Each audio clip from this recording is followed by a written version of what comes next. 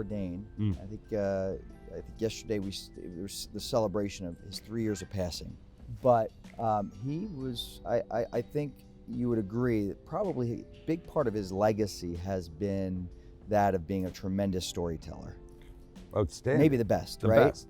I would argue the best. Yeah, and I'm curious, like, how do you view your legacy for the people that do care, for the people that enjoy following you, for your family and friends? That's a tough question to answer.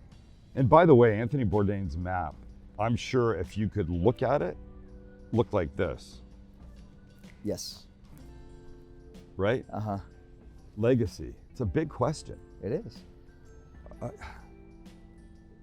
If you were looking at my tombstone, gosh, this is morbid when I put it like that. It is.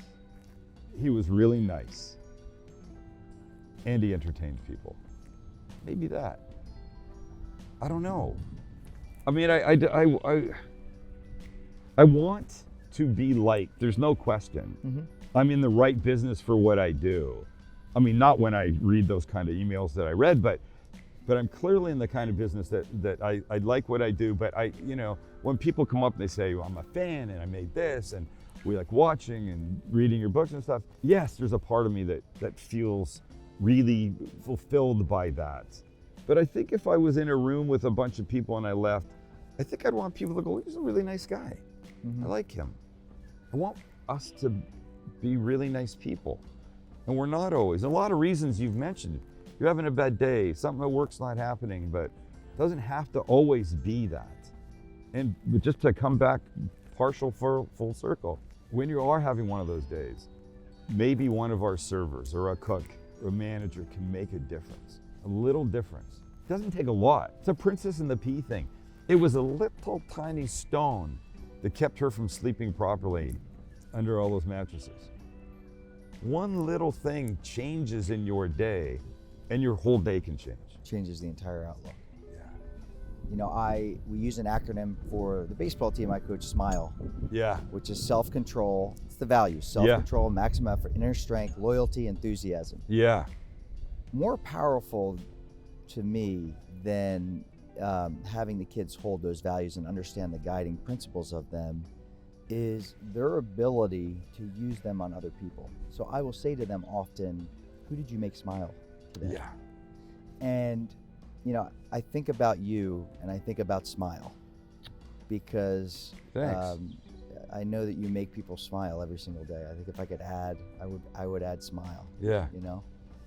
But the smiling part, not the whole acronym, but the actual act of smiling really can change so much about how somebody feels. You walk into a room smiling, you got a whole different look, literally, but figuratively than you walk in with a scowl. I have what I think is what's generally considered a resting bitch face. Like if I don't smile, this is my face. Wait, right into the camera. Look what it does. It's an upside down smile. It's a frown. So I got to work. that's my youngest son, by the way. Oh, he does? Yeah. Yeah. Don't tell him what it's called. But Yeah, it was a funny exercise. I had him give his sad face the other day at dinner. Yeah. And then I asked my older son to give his sad, and my older son couldn't do it. He couldn't get a frown on his face. Yeah. So I have to work, I think, at smiling. But honestly, you light up a room with a smile. Yeah. I don't care if you have one tooth in your head, 30, how many do we have? 32 teeth, right? That sounds right. Is that right? That sounds right. 8, 16, I think so. Somebody walks into the room, hey everybody, you got a big smile on. That lights up a room. Nobody lit up a room. Nobody started a positive conversation with either a resting bitch face or a frown. It just sets you on a different tone.